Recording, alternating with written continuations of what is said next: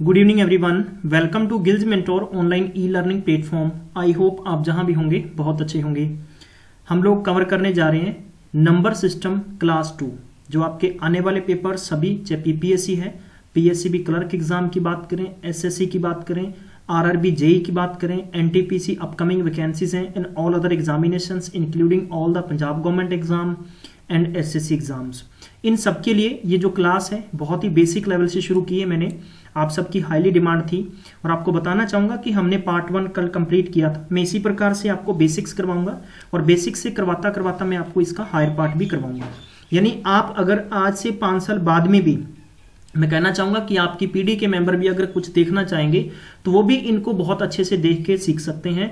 मैं उम्मीद करता हूं कि आपको ये सेशन देखने के बाद में कहीं भी कोचिंग सेंटर में पढ़ने की जरूरत नहीं रहेगी, ठीक है। और गिल्स मेंटोर आप तक सरकारी नौकरी की सबसे पहले और सही स्टिक जानकारी लेके आता है। आप चाहते हैं कि आप तक इसी प्रकार से अपडेट पहुंचती रहे, तो इसके लिए फिर आपको पता ही है क्या करना है। हम लोगों से कंटिन्यू जुड़ने के लिए आपको पता ही भी क्या करना है, ठीक है। तो चलिए गाइस, जैसा कि आप सबका मैंने फर्स्ट क्लास का रिस्पॉन्स देखा, मुझे अच्छा लगा। अगर आपको क्लास इसी प्रकार से अच्छी लगती है तो बस आगे अपने साथियों को और बुलाना है, और ताकि आप लोगों को बस मुझे बार बार कोई भी बात कहनी ना पड़े। बस मैं आप सबसे क्लास के सेशन में यही बात कहूंगा। एक टीचर को कहने का मतलब होता है कि मैंने कल भी कहा था भी बस हलाशेरी दिन दे रिया करो, राइट। ये बहुत जरूरी है। एजुकेशन एक ऐसा सेक्टर है कि जहां से कोई भी लिमिट नहीं है सीखने की, ठीक है। अगर किसी भी इंसान की 70 साल की उम्र है तो भी वो सीख सकता है, और किसी की एज में कह दूं भी 10 साल से सीखना चाहता है वो भी सीख सकता है। आप सबने देखा होगा कि यूट्यूबर पे यानी 11 साल का बच्चा पढ़ा रहा है, तो मतलब ये होता है कि आप कहां तक सोच सकते हैं, आप कहां तक पढ़ा सकते हैं। मैं वही तरीका पकड़ूंगा कि मेरे को ये पता चला है कि आप बिल्कुल जीरो से सीखना चाहते हैं। मेरा मकसद आपको जीरो से सिखाना है, क्लियर, ठीक है। तो जैसा कि कल हमने क्लास की शुरुआत की थी, मैंने आपको कुछ नंबर से बताए थे, लेकिन मैंने आपको कुछ नंबर याद करने के लिए कहे थे। मैं उम्मीद करता हूं आपने याद कर लिए होंगे, क्लियर। अगर आपने याद कर लिए होंगे तो मैं आपसे डेफिनेटली कुछ चीजें और भी इंपॉर्टेंट पूछता चलूंगा, क्लियर, ठीक है। अब यानी एक बच्चे का मेरे पास क्वेश्चन आया कल, तो वो क्वेश्चन ऐसा था कि जिसका आंसर देना कहीं ना कहीं जायज था। उसने बोला कि सर जो 1 है, क्या 1 को हम प्राइम नंबर क्यों नहीं मानते, ये क्वेश्चन था। देखो, सबसे पहले तो मैंने आपको कल बताया भी नेचुरल नंबर। अब नेचुरल नंबर कहां से शुरू होते हैं, 1 2 3 4 5, फिर इसके साथ हमने 0 क्यों नहीं लिया। अब 0 क्यों नहीं लिया, वैसे अगर हम बात करें भी, अगर आपको पेपर में पूछा जाए कि आपको बताना है कि फर्स्ट 10 नंबर्स, तो फर्स्ट 10 नंबर बात करूं तो वो कभी भी 1 से लेकर 10 तक नहीं होते हैं, वो 0 से लेकर 9 तक फर्स्ट 10 यानी नंबर बनेंगे जो आपके नेचुरल नंबर बनेंगे, क्लियर। सबसे पहले बात तो मैं आपको ये बता दूं फर्स्ट। अब यानी पेपर वाला क्या कहेगा आपको, 1 डिजिट जो पहले 10 नंबर होते हैं तो वो 0 से लेकर 9 तक होते हैं। आपको याद रखना ये नंबर है, ये 10 नंबर बन जाएंगे, ठीक है। अब यानी अगर हम बात करें कि ये नेचुरल क्यों है, नेचुरल का मतलब देखो हिंदी में पढ़ें तो ये होता है प्राकृतिक। प्राकृतिक का मतलब है भी हमें प्रकृति से मिले हुए नंबर हैं, ये कहीं हमें किसी ने दिए नहीं है भी ले लो आप, या किसी ने इनको इन्वेंटेड नहीं किया, इनको डिस्कवर नहीं किया, बल्कि 0 ऐसा नंबर है कि जिसे डिस्कवर किया गया किसके द्वारा, आर्यभट्ट के द्वारा। ये आप सबको ध्यान होगा इस बारे में, ठीक है। तो कहने का मतलब कि ये नंबर 1 से शुरू होकर आगे तक बढ़ते रहते हैं, तो ये नंबर क्या होंगे, आपके नेचुरल नंबर होंगे। अब प्राइम नंबर में क्यों नहीं लेंगे, प्राइम नंबर की मैंने डेफिनेशन क्या बताई थी कि जिसके 2 फैक्टर हो सकें, ठीक है। The number which having only 2 factors, clear, which having only 2 factors. तो देखो, अगर देखो 1 है तो 1 का तो 1 ही फैक्टर हो सकता है, तो सो मैं कह सकता हूं कि 1 ईदर, यानी मैं कह सकता हूं कि 1 neither is a prime number nor is a natural number, clear. ना तो ये प्राइम नंबर हो सकता है, ना ये नेचुरल नंबर हो सकता है। तो अब ये क्लियर आपके दिमाग में सेट हो गया होगा।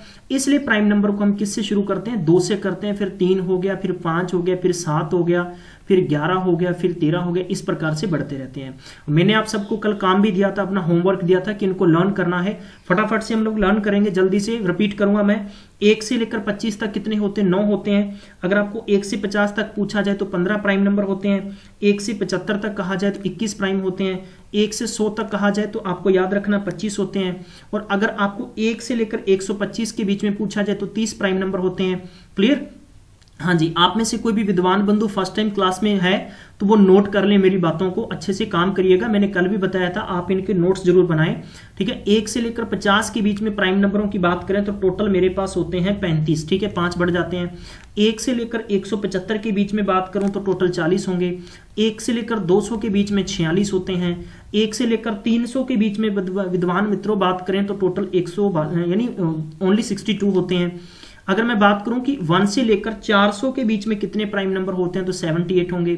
1 से लेकर 500 के बीच में कितने प्राइम नंबर होते हैं तो टोटल होंगे ये 95 होंगे। और 1 से लेकर अगर 1000 के बीच की बात कही जाए तो टोटल 168 प्राइम नंबर होते हैं। क्लियर। अब यानी थोड़ा सा यहां पर मैं डाउट और क्लियर करना चाहूंगा नंबर 2 पर कि इवन नंबर को हम लोग किससे शुरू करते हैं? 2 से। अगर आपने कहा कि सर आपने प्राइम नंबर 2 से शुरू किया है, मतलब प्राइम नंबर 2 से शुरू किया तो 2 तो एक इवन नंबर होता है। मैंने इसलिए कहा कि 2 के फैक्टर बन सकते हैं। कैसे, जरा चेक कर लो भाई। देखो 2 है, 1 तो हो नहीं सकता, तो 1 के जस्ट अगला नंबर क्या होगा? 2, इसलिए मैंने 2 को लिखा है। क्लियर। अब 2 इवन नंबर में क्यों लेते हैं? 2, 4, 6, 8 और फिर आपने 10। मैंने कल इस 0 को पहले लिखा। अब 0 का कल एक बच्चे का बहुत ही बढ़िया मेरे पास कमेंट आया, उसने बोला सर 0 के बारे में अच्छे से समझाइए कि इवन नंबर है या ऑड नंबर है, क्योंकि 0 तो एक ऑड में भी आती है, 0 तो ऑड नंबर में भी आती है। मैं चलो मान लेता हूं भी अगर ऑड में भी आती, ऑड का मतलब पर्टिकुलर ऑड में नहीं आती, जैसा कि मैं कह सकता हूं कि ऑड में कैसे आएगी। क्लियर। देखो इवन का मतलब ये होता है the number divisible by 2, the number which are divisible by 2, ठीक है। आप इनको नोट कर लीजिएगा कि जो नंबर 2 से डिविजिबल होते हैं, जो नंबर ऑड ये था कि जो 3 से माफ करना जरा 2 से नहीं होते, ठीक है, 2 से डिविजिबल नहीं होते हैं, वो नंबर क्या बन जाते हैं? आपके ऑड नंबर बन जाते हैं। अब इसमें से 0 का जो प्रॉब्लम है, देखो एक नंबर आता है यार जिसको ना बहुत इवन की बहुत सारे टीचर्स ने भी पढ़ाया आप सबको, तो इस 0 के बारे में थोड़ा डिटेल से आप समझ लीजिए, कभी भी कंफ्यूज नहीं आपको रहना, ठीक है। मैं आपको कहूंगा कि 0 क्या है? 0 इज ए इवन नंबर है, ठीक है, तो ये आपको ध्यान रखना है। अब इसको थोड़ा सा प्रूफ करते हैं कि क्या वाकई इवन नंबर है। एक प्रॉपर्टी होती है, देखो प्रॉपर्टी ये होती है कि जब अपने किसी ऑड को ऑड में अगर मिला देते हैं तो वो बन जाता है इवन। ये छोटी छोटी क्लासों एनसीईआरटी की बुक में बहुत अच्छे से दे रखा है, आप कभी भी चेक करिएगा, ठीक है। इवन को इवन में अगर जोड़ेंगे तो भैया क्या बन जाता है? वो इवन नंबर बनता है। अगर मान लो कि एक मेरे पास ऑड नंबर है और दूसरा मेरे पास इवन है, अगर हम इन दोनों को जोड़ेंगे तो मेरे पास क्या आना चाहिए? ऑड आना चाहिए। क्लियर। अब देखो प्रूफ ये करते हैं कि मान लो 0 को अगर मैंने यानी 0 को मैंने ऑड नंबर मान लिया तो ऑड तो 3 होता है, तो क्या आना चाहिए यहां पर? तो फिर 3 आएगा। 3 का मतलब है कि ये गलत हो गया, इवन आना चाहिए ना, तो 3 तो इवन नहीं बनेगा। अगर मैंने मान लीजिए कि यहां पर कंडीशन आपकी गलत हो गई भाई, अगर मैंने 0 पॉइंट नंबर देखो, इसको प्रॉपर्टी 1 हो गई, 2 होगी, 3, प्रॉपर्टी में नंबर 2 का मैं सोल्यूशन यहां करूंगा। अगर मैंने 0 को इवन माना और इसमें इवन जोड़ूंगा तो क्या 2 बना? 0 इवन माना, 4 जोड़ा तो 4 आया, तो ये बात क्लियर हो रही है। उसके बाद में प्रॉपर्टी नंबर 3 चेक कर लीजिए। अगर मान लो कि 0 को आपने अगर ऑड माना है तो 0 और इसमें इवन जोड़ेंगे तो 2 आया, तो इसका मतलब गलत है। मतलब क्या आना चाहिए? एंड में ऑड नंबर आना चाहिए, तो ऑड तो होगा नहीं, क्योंकि ऑड का मतलब क्या है कि जो नंबर 2 से डिविजिबल नहीं होता, या मैं ऐसे कह सकता हूं कि नंबर जिसके अंत में 2, 4, 6, 8 0 होता है वो इवन होता है। तो इसलिए पेपर में पूछा गया था कि 0 इज इवन और ऑड, तो आपको ध्यान रखना है कि 0 इज ऑलवेज इवन नंबर है। क्लियर होगी मेरी बात? ठीक है, किसी को दिक्कत नहीं है। फिर भी ध्यान रखना कि जैसे मान लो कि एक मैंने जैसे आप देख लेना कि पेपर में भी आपको सेट दिया होगा, जैसे इसमें मान लो 6 हो गया, 4 हो गया, फिर 2 हो गया, फिर 0 हो गया, फिर हम आगे बढ़ाएंगे 2 हो गया, फिर 4 हो गया, फिर 6 हो गया, 8, तो 0 आता है डेफिनेटली। क्लियर। तो ये ऑड नंबर के सेट में नहीं आएगा। ठीक है, आगे बढ़ लेते हैं। यहां तक सबको क्लियर हो गया होगा। ठीक है, अब इसके बाद में मैंने आपको कल बताया था कि को प्राइम नंबर। अब को प्राइम नंबर में एक चीज और पूछ ली जाती है पेपर में, कभी कभार आपको पूछ लिया जाता है कि रिलेटिव, ठीक है, रिलेटिव प्राइम। तो रिलेटिव प्राइम और को प्राइम में डिफरेंस बस छोटा सा है, ध्यान रखना कि रिलेटिव प्राइम, हम लोग को प्राइम को ही रिलेटिव प्राइम कह देते हैं, ये भी ध्यान रख लेना। ठीक है, ऐसे नंबर जिनका HCF कितना होता है, ध्यान रखिएगा, ऐसे नंबर जिनका HCF कितना होता है 1। और आपको ये ध्यान रखना है कि HCF हमेशा यानी जो प्राइम नंबर होते हैं उनका 2 होता है। ठीक है, अगर जहां तक की बात करूं कि रिलेटिव को हम लोग कहते क्या हिंदी या पंजाबी में, तो आपा इन्हों पंजाबी च कहेंगे सापेक्षित नंबर, हिंदी में कहेंगे अपेक्षित नंबर। ध्यान रखना, अभाज्य नंबर, अभाज्य का मतलब जिन पे भाग नहीं जा सकता। मैं पूरा एफर्ट डाल रहा हूं, मेरी कोशिश होगी कि आपके दिमाग में अच्छे से हर चीजें घुस जाएं। ठीक है, नंबर 2, देखो प्राइम नंबर जो है यहां पर हम बात कर रहे थे को प्राइम नंबर।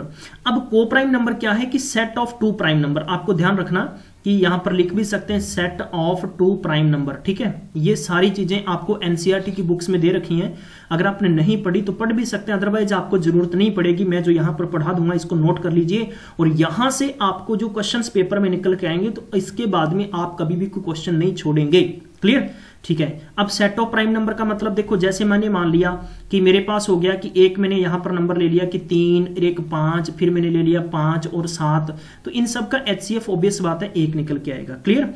इसके बाद में आपको पेपर में पूछा, हालांकि इसके बाद में एक ट्विन प्राइम नंबर भी होता है। ट्विन प्राइम नंबर का मतलब मैं आपको सिंपल बता देता हूं कि जिनका ऐसे 2 प्राइम नंबर जिनका डिफरेंस 2 होता है, ठीक है। सेट ऑफ 2 नंबर आप लिख सकते हैं set of 2 number whose difference is, ठीक है, हुज डिफरेंस इज 2। जैसे मान लो कि 11 और 13 है, ठीक है, इसके बाद में 17 और 19 है, ठीक है। तो इसी प्रकार आप सबके सामने नंबर आते रहेंगे। जैसे मान लो 41 और 43 है, तो ऐसे नंबरों को हम क्या कहते हैं कि ट्विन्स प्राइम कहते हैं। ये आपको ध्यान रख लेना, ठीक है। बहुत ही बेसिक सी बात थी, पेपर में आपको ऐसी चीजें बार बार पूछी जाएंगी। इसके बाद में बढ़ लेते हैं हम लोग, थोड़ा सा आगे बढ़ेंगे। आज हम करेंगे रैशनल नंबर, ठीक है। सबसे पहले अपने देखो, मैं इंटीजर की हेडिंग आपको डलवाऊंगा कि इंटीजर से हम लोग काम करने की कोशिश करेंगे। इंटीजर बेसिकली बहुत अच्छे तरीके से हम समझेंगे कि ये इनको किस प्रकार से हम लोग समझते हैं। मैंने आपको प्रक्रिया समझाई थी इनकी डेसिमल नंबर से। किससे समझाई थी? डेसिमल की। डेसिमल को हम 2 तरीके से रिप्रेजेंट करते हैं। पहला रिप्रेजेंट का मतलब होता है कि ये एक क्या होता है, रिपीटिंग नंबर होता है, ठीक है। फिर इसमें होता है नॉन रिपीटिंग होगा। क्या होगा इसमें? नॉन रिपीटिंग होगा, ठीक है। अब देखो रिपीटिंग नंबर क्या होते हैं कि जो नंबर एकदम समाप्त हो जाते हैं, रिपीट होने के बाद में जिनका खात्मा हो जाता है, जैसे हम टर्मिनेटिंग कह देते हैं। जो नंबर नहीं होते उन्हें हम नॉन टर्मिनेटिंग कहते हैं। इसका मतलब देखो, पहले तो हम लोग जानते हैं कि जो रैशनल नंबर होते हैं, इन रैशनल नंबर को अच्छे से समझेंगे। रिपीटिंग के अंदर रैशनल नंबर आ जाते हैं, ठीक है। जैसे मान लो कि मैं अगर इसको यूं कह दूं कि 1, 2, 3, 4, 5, 6 नंबर फिर बढ़ते रहते हैं। अब अगर इन्हीं चीजों को मैं थोड़ा सा डिस्कवर अलग तरीके से करूं, भाई अलग तरीके से मतलब ये हो गया कि जैसे 0.3 हो गया, पॉइंट इसके बाद में 6 हो गया, जैसे 22/7 हो गया, ये मैंने कल भी बताया था। आप डिवाइड करेंगे तो वही रिपीटिंग नंबर आ जाएंगे। नॉन रिपीटिंग क्या आते हैं? जैसे स्पिलिन हो गया, ठीक है, या मैं कह सकता हूं कि पाई हो गया। तो ऐसी स्थिति बन जाती है। अब टर्मिनेटिंग का मतलब क्या है? इन्हीं टर्मिनेटिंग नंबर से क्या निकल के आ जाता है? Can be written as a, यानी आप लिख सकते हैं can be written as a P/Q form, ठीक है। P/Q की फॉर्म में लिख सकते हैं। हमें परिमेय संख्या होती हैं जो, ये पीपीएससी में क्वेश्चंस ऐसे पूछे जाते हैं। कभी कभार ध्यान रख लेना कि आपको परेशानी नहीं होनी चाहिए, क्योंकि पीपीएससी हमेशा ही ऐसे क्वेश्चंस पूछता है आपसे जहां आपको दिक्कत होती है। जैसे मान लो एक क्वेश्चन भी आया था, मैं लास्ट में करवाऊंगा, वैसे मैं आपको बेसिक से समझा देता हूं। अब इसके बाद में आ जाता है कि मैं कह सकता हूं कि हाँ जी, अप्रिमेय संख्या, इरेशनल नंबर क्या हो जाते हैं? Irrational number. इरेशनल नंबर क्या होते हैं? इरेशनल नंबर एक ऐसी संख्या होती है जो P/Q की फॉर्म में नहीं लिखी जा सकती। P/Q की फॉर्म में नहीं लिखी जा सकती, ठीक है। उसे हम क्या कहते हैं? अप्रिमेय संख्या कहते हैं। जैसे कि मैं अगर यहां पर लिख देता हूं, ठीक है, मैं यहां पर लिखता हूं नॉट रिटर्न, ठीक है भैया, आप समझ जाना, ठीक है। मैं जैसा भी लिखूंगा, ठीक है। जैसे मान लो स्पिलिन हो गया या पाई हो गया, क्योंकि पाई की एग्जैक्ट वैल्यू 22/7 नहीं होती है, ये तो एक अप्रोक्सीमेट वैल्यू मानी गई है। नंबर 2, जी हाँ, नंबर 2 मैं कह सकता हूं कि ऐसे नंबर होते हैं जिनका कभी भी, यानी परफेक्ट कोई भी या कंप्लीट मैं कह सकता हूं कि कोई भी स्केयर नहीं होता है, ठीक है। नॉट कंप्लीट या नॉट प्रोनाक्स स्केयर भी आप हिंदी में भी मैं बता देता हूं, ठीक है। इसके बाद में नंबर नेक्स्ट पे हम ले लेते हैं कि ऐसी 2 रैशनल नंबर होते हैं जिनका मल्टीप्लाई अगर हम करें या हम उनका सम करें तो एक क्या बन जाती है? रैशनल नंबर बन जाती है। लेकिन ये ऐसी स्थिति में इरेशनल नंबर कभी नहीं बनेगी, तो ये आपको ध्यान रख लेना। इसमें कुछ और अलग अलग चीजें निकल के आती हैं। जैसा कि मैं अगर आपको समझा देता हूं, एक क्वेश्चन पेपर में ऐसा पूछ लिया जाता है कि मान लो कि x और n, ठीक है, x एंड y के बीच में आपको फाइंड करना था rational number. x and y के बीच में रैशनल नंबर फाइंड करना था। आप देख सकते हैं कि 2015 के पीपीएससी पेपर में फॉरेस्ट डिपार्टमेंट का एग्जाम था, उसमें पूछा गया था तो आप कैसे कर सकते हैं, देखो करने का तरीका क्या है, सिंपल सा तरीका अप्लाई करें। मान लो कि x है, यहां पर आप k रख के y निकाल सकते हैं। हालांकि ये आप देखो ये बुक में भी आपको दे रखा है, बहुत सारी किताब में ऐसा क्वेश्चन दे रखा है हालांकि आपको, ठीक है। यहां पर k बराबर आप 1 2 3 4 5 जो भी मतलब अपनी मर्जी है वैसा आप वैल्यू रख के देख सकते हैं। अब आप जोड़ सकते हैं, जैसे मान लो जोड़ने का मतलब हो गया कि मान लो कि x को आपने ए बी माना तो 1 रख के देख लो, जो 2 से मतलब कहने का मतलब जो नंबर कट रहा है, समाप्त हो रहा है, ठीक है, जो नंबर खत्म हो रहा है उसको आप किस नाम से जानेंगे, उस नंबर को आपने रैशनल नंबर से जानना है, ठीक है। अब इरेशनल नंबर है, इरेशनल नंबर की जहां तक मैं आपको प्रक्रिया समझा रहा था, ठीक है। इसके बाद में हम ये कह सकते हैं कि यहां पर आपके पास ऐसा भी हो सकता है कि ए रूट के अंदर रूट ए और बी भी हो सकता है, चाहे हम इसको रूट ए रूट बी भी लिख सकते हैं या 3 रूट ए बी भी लिख सकते हैं, ऐसी स्थिति भी बन सकती है। अब थोड़ा सा हम आगे बढ़ते हैं, पेपर में आपको इससे ज्यादा कुछ भी नहीं आएगा, सिर्फ इनके एग्जाम्पल पूछे जाएंगे, वो मैंने आपको बता दिए हैं, इसलिए आप लोग यहां तक समझ चुके होंगे।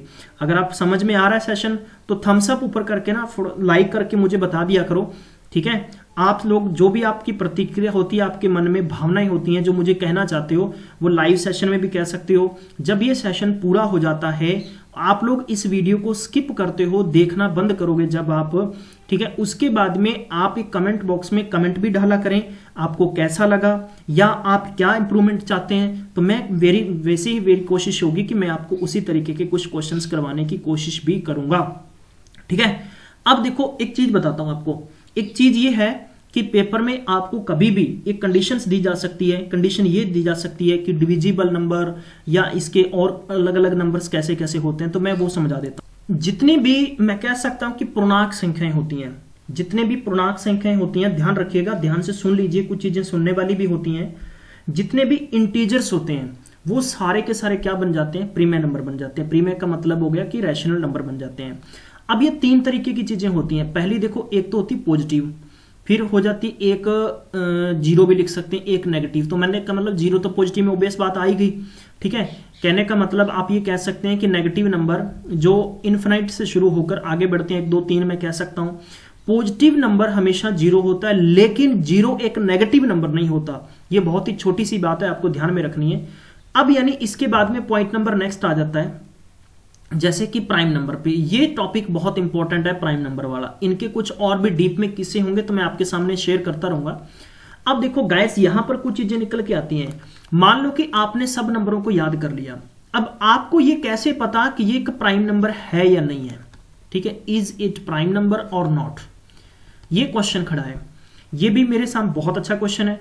अब देखो मैंने तो आपको ये बताया कि जिनके 2 फैक्टर हो सकते हैं। अब आपके सामने कंडीशन आ गई कि फैक्टर हो तो सकते हैं, चलो ठीक है यार, मान लिया ये बात, लेकिन ये प्रूफ भी तो होना चाहिए। ऐसी स्थिति के अंदर मैं आपको एक बहुत ही बढ़िया रामबाण देसी दवाई देने की कोशिश करूंगा, और ये देसी दवाई ऐसी होगी जिसका कभी भी कोई साइड इफेक्ट नहीं है। आप सुबह लीजिए, शाम को लीजिए, पानी से लीजिए, दूध से लीजिए, चाय से लीजिए, या बाकी आपकी मर्जी किसी और से भी लेना चाहते हैं, इसका कोई भी साइड इफेक्ट आपको नहीं होगा। मजे से करिएगा और इंजॉय से करिएगा, ठीक है। चलो अब इसका थोड़ा सा ऑपरेशन करते हैं, चीरफाड़ करेंगे इसके बारे में कि क्या ये एक आपको चेक करना है कि क्या is it A prime number और नॉट। जैसे मान लो कि मैंने चलो ये लिख दिया 137, अब 137 आपके सामने प्राइम नंबर है या नहीं है, तो ये कंडीशंस आपके सामने पैदा होगी। तो इस स्थिति में सबसे पहले तो आपको जो संख्या दी जाती है उससे ठीक बड़ी एक आपको स्केयर याद होना चाहिए। उससे ठीक बड़ा आपको क्या याद होना चाहिए, स्केयर याद होना चाहिए। अगर आपको स्केयर याद है तो ध्यान रखिएगा, उससे जितने भी छोटे प्राइम नंबर होते हैं आप चेक करेंगे कि अगर उनसे ये नंबर डिविजिबल हो जाता है तो तब तो डेफिनेटली ये क्या है, एक नंबर प्राइम नंबर नहीं है। अगर उनसे नहीं होता तो डेफिनेटली एक प्राइम नंबर है। क्लियर। अब देखो 137 से ठीक बाद में एक मैं स्केयर ढूंढूंगा तो कितना होता है 144। ये आपको देखो चीजें याद करनी पड़ेंगी, कुछ चीजें थोड़ा सा एफर्ट आपको लगाना पड़ेगा, ठीक है। अब मुझे पता है कि ये किसका है। अगर मैं बात करूं कि 144 किसका स्केयर है, ये स्केयर किसका है, 12 का, माफ करना 22 लिखा गया, 12 का है, ठीक है। अब 12 से जितने भी छोटे प्राइम नंबर है वो लिख लो। क्या क्या है मेरे साथ बोलिए, 2 3 5 7 और 11। क्लियर। और 12 हो तो गया, ठीक है। अब यानी आपने चेक करना है कि जो ये आपने नंबर लिखे हैं अगर इन नंबरों से 137 डिविजिबल होता है इसका मतलब प्राइम नंबर कभी भी डिविजिबल नहीं होगा ना। अगर ये डिविजिबल हो गया तो इसका मतलब ये प्राइम नंबर नहीं है, अगर ये डिविजिबल नहीं होता तो इसका मतलब ये प्राइम नंबर है। देखो 2 से, तो अब देखो ये कंडीशन खड़ी होगी। अब यानी आपको क्या चाहिए, शॉर्टकट तरीका चाहिए किसका, डिविजिबल का। यानी अब आपको कैसे चेक करना है, आप में से कई लोग ऐसे होंगे कि जो 2 से भाग करेंगे, 3 से करेंगे, लेकिन मैं ये तरीका सिखाऊंगा। चलो एक मैं प्रैक्टिकली तौर पर बता देता हूं, आप करके भी देख सकते हैं। देखो 2 से तो होगा नहीं, क्योंकि अंत में इसके क्या है, इवन नंबर नहीं है, ठीक है। देखो 3 से करने का तरीका ये होता है कि सभी अंकों को जोड़ दो, सम ऑफ ऑल द डिजिट्स, तो 1 and 3 4 एंड टोटल 11 हो गया। 11 हो गया तो 3 के टेबल में 11 होता नहीं, इसलिए 3 से होगा नहीं। 5 के टेबल के अंत में ध्यान रखना कि 5 और 0 होना चाहिए, 5 और 0 है नहीं, होगा नहीं। 7 का मतलब ये होता है कि जो लास्ट डिजिट होता है इसका डबल कर दो, तो 7 दूनी 14, तो 13 में से 14 जाएगा नहीं, इसका मतलब ये कैंसिल हो गया। 11 से डिविजिबल होगा नहीं, ठीक है, तो इसका मतलब हो गया कि किसी भी नंबर से डिविजिबल नहीं हो सकता। So we can say it is, ध्यान रखना कि it is a prime number, ठीक है, it is a prime number. तो आपने ऐसे प्रूफ इनको करना है। एक क्वेश्चन लिखा है मैंने आपके लिए, 349 क्या ये प्राइम नंबर है क्या नहीं है। तो आपको क्या करना है कि 349 से जस्ट बड़ा स्केयर क्या होता है, 361। 361 किसका होता है, 19 का। इससे पहले क्या होगा, 2 3 5 7 11 और 13, ठीक है, और एक होगा 17। 2 से होगा नहीं क्योंकि अंत में 3 है। 3 से देख लेंगे, 9 तो कट जाएगा, लेकिन 4 और 3 7 जोड़ यानी 7 3 के पहाड़े में नहीं आते, इसलिए 3 से होगा नहीं। 5 के अंत में 0 और 5 होना चाहिए, होगा नहीं। 7 का मतलब है 9 का दुगुना 18 करेंगे, 34 में से 18 कम करेंगे तो अपने पास कितने बच गए पीछे, 34 में से 18 कम किए अपने पास 16 बच गए, तो इसका मतलब ये होगा नहीं। क्लियर। 11 से करेंगे तो 11 कम देखेंगे, 3 और 9 कितना होते हैं, 12 में से 4 जब कैंसिल करेंगे तो अपने पास 8, 11 से होगा नहीं। 13 से चेक करेंगे, 13 से चेक करेंगे, इसका मतलब है कि 13 से डिविजिबल होगा या नहीं, ठीक है। तो 13 दूना 26, पीछे अपने पास कितने बच गए, 8, तो जाएगा नहीं, इसका मतलब इससे भी नहीं जाएगा। 17 से चेक करेंगे तो वैसे मैं आपको डिविजिबिलिटी का रूल बता दूंगा, 17 से भी होगा नहीं, 34 9 बच गया, तो इसका मतलब ये होगा कि 19 से भी नहीं होगा। तो ये मैं कह सकता हूं कि ये भी एक क्या है, प्राइम नंबर है।